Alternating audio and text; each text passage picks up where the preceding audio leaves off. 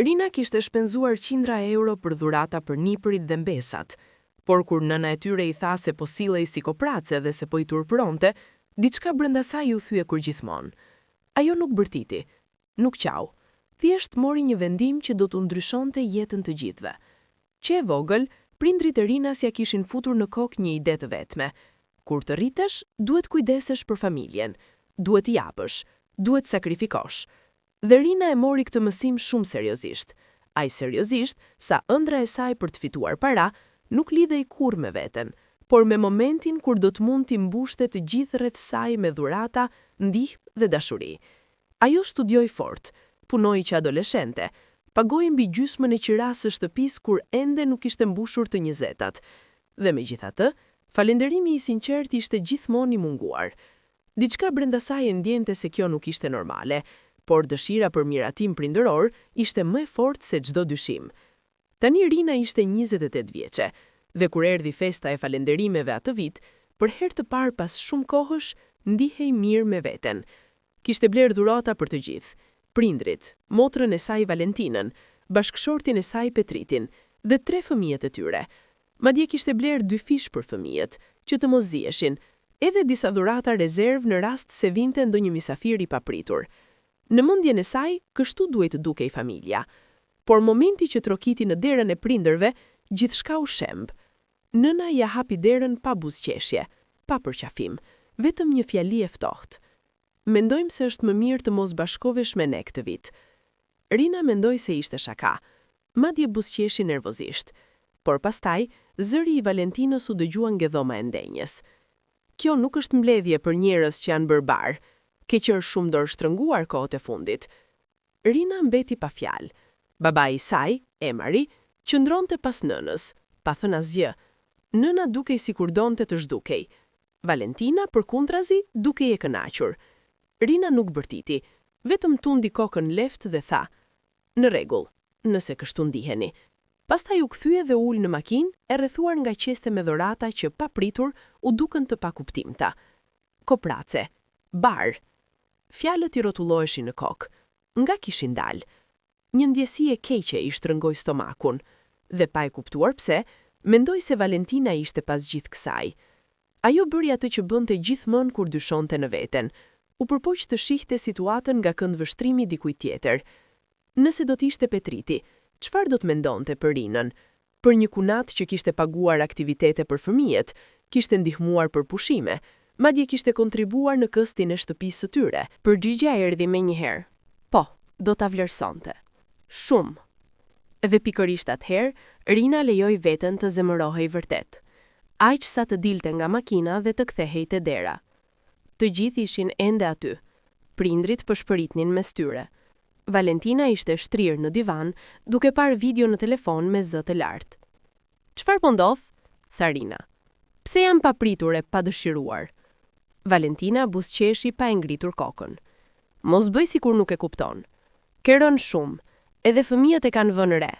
Prej muajsh mezi u ke dhënë gjë." Rinës ju e rrësua shikimi. "Kam qindra euro dhurata në makinë për fëmijët e tu." "Nuk dua t'i dëgjoj," e preu Valentina. "Kur lindën, bëje shumë më tepër. Tani është turp." Rina u kthye nga prindrit, duke pritur ndërhyrje. Nëna i buzëqeshi në mënyrë të sikletshme. "Ka pak të drejtë, zemër, sa po more një makinë të re." "Është me kredi," tha Rina me zë të përmbajtur. "Dhe edhe sikur ta kisha bler me para në dorë, si më bën kjo përgjegjëse për familjen e Valentinës?" "Ti fiton 2 fishin e Petritit," ndërhyre Valentina, e qetë. "Jemi familje, familja ndihmon." "Pra," tha Rina ngadalë, "sepse kam qenë bujare, tani jam e detyruar t'i jap gjithmonë?" Valentina ngriti supet. "Nëse kështu do ta shohësh." Kjo ishte pika e fundit. "Ke të drejtë, nuk i përkas më këtij vendi." Ajo u kthye nga prindrit. "Gëzuar festën," dhe doli. Rruga për në shtëpi ishte e rëndë. Duart i ishin zbardhur nga timoni.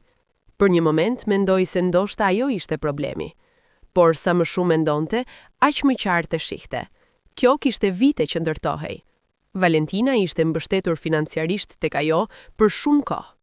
Ajo ndihmonte, mendonte se ishte e përkohshme, por përkohshmëria ishte kthyer në zakon. Dhe atë natë, Rina e kuptoi se kishte krijuar një varësi, një monstruozitet që tani e përbuste. Vendimi ishte i qartë. Mjaft. Asnjë ndihmë më. Asnjë dhuratë për të mbuluar papërgjegjshmëri. Nëse Valentina donte më shumë për fëmijët e saj, duhej ta gjente vetë. Ishte e vështirë, por më e vështirë ishte të vazhdonte të trajtohej si bankomat. Rina u tërhoq, dhe askush nuk e kërkoi. Festat kaluan në heshtje. Për herë të parë, ajo ishte vetëm. Heshtja që pasoi ishte më e rëndë se çdo debat. Asnjë telefonat, asnjë mesazh, asnjë gëzuar vitin e ri. Për herë të parë në jetën e saj, Rina e kaloi fundvitin krejtësisht vetëm. Nuk ishte se priste ndonjë mrekulli, por kur ora shënoi mesnatën dhe telefoni mbeti i heshtur, diçka i shtrëngoi kraharorin. Disa herë mendoi të telefononte, madje një natë e mori celularin e dorë, por në mendje i erdhi fytyra e qeshur e Valentinës në divan dhe fjala koprace. Telefoni u kthye mbi tavolinë. Ajo kishte qenë shtylla e tyre për vite, dhe ata e kishin hedhur tutje pa asnjë pendes. Në mesin e janarit, diçka ndryshoi.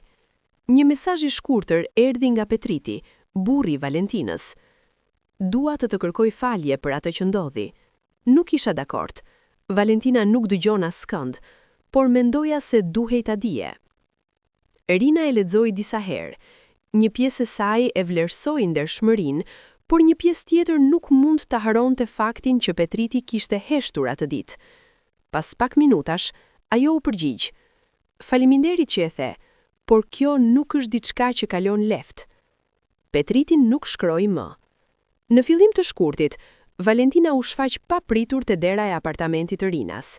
Trokitja ishte e fortë, e padurueshme. Rina ishte në një video thirrje pune dhe u përpoq ta injoronte, por zhurma nuk pushonte. Kur më në fund hapi derën, Valentina hyri brenda pa pyetur. Duhet të flasim, tha me zë të mprehtë. Për çfarë? Rina kryqëzoi krahët. Duhet të ndalosh këtë sjellje fëminore dhe të fillosh të ndihmosh sërish. Rina qeshi pa humor. Ndihmë apo financimjete? E ke iden sa keq kemi qenë që kur u tërhoqe? Shpërtheu Valentina. Fëmijët mezi kanë gjërat bazë. Petriti po thyhet duke u përpjekur t'i mbajë të gjitha. Ne nuk ja dalim pa ty.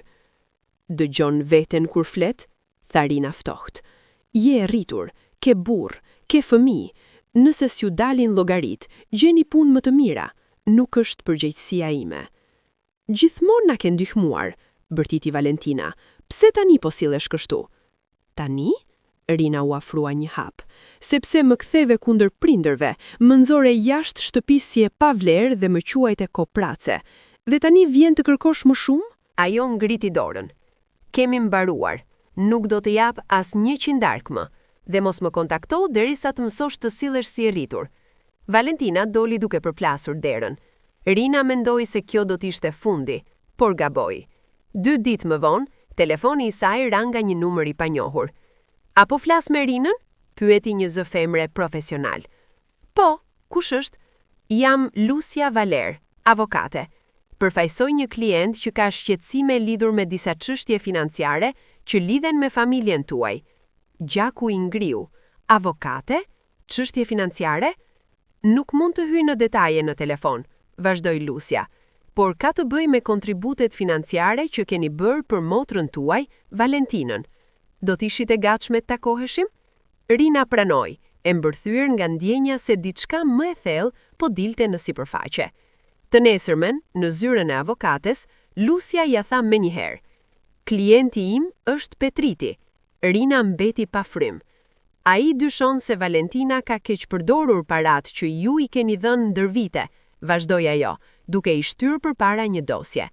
Ka prova që ajo ka fshehur fonde nga ju dhe nga ai. Brenda dosjes kishte ekstrakte bankare, mesazhe, fatura, transferime nga Rina për shpenzime familjare dhe më pas kalime në një llogari sekrete vetëm në emër të Valentinës. Blerje online, spa, fundjava luksoze, udhëtime me një person të quajtur Ina. Kjo do të thotë që Zëri i Rinas u drodh. Po, tha Lucia, parat nuk kanë shkuar te fëmijët. Gjithçka mori kuptim. Krizat, presioni, zemërimi i Valentinës. Rina ndjeu një përzierje turpi, zemërimi dhe çlirimi. Ajo telefonoi Petritin atë mbrëmje. Biseda ishte e vështirë, por e sinqert. Fëmijët meritojnë më mirë, tha ai. Edhe unë, edhe ti. Disa javë më vonë, Petriti u largua me fëmijët për te prindrit e tij, pa e njoftuar Valentinën. Rina e ndihmoi me zhvendosjen dhe për herë të parë ndihma e saj nuk ishte shfrytëzim, por shpëtim. Kur Valentina e kuptoi, telefonoi duke bërtitur, duke fajsuar të gjithë. Rina e dëgjoi qetësisht dhe në fund tha: "Ndoshta po të kishe qenë më shumë nën dhe më pak blerëse online, kjo nuk do të kishte ndodhur." Pastaj e mbylli. Petriti po rindërtonte jetën, fëmijët po përshtateshin. Prindrit e Rinas kërkuan falje kur e vërteta doli në sipërfaqe, por Rina nuk kërkonte më aprovim. Ajo ishte e lirë, sepse disa lidhje familjare ia vlen ti shpëtosh. Të tjerat, thjesht të mësojnë kur të largohesh.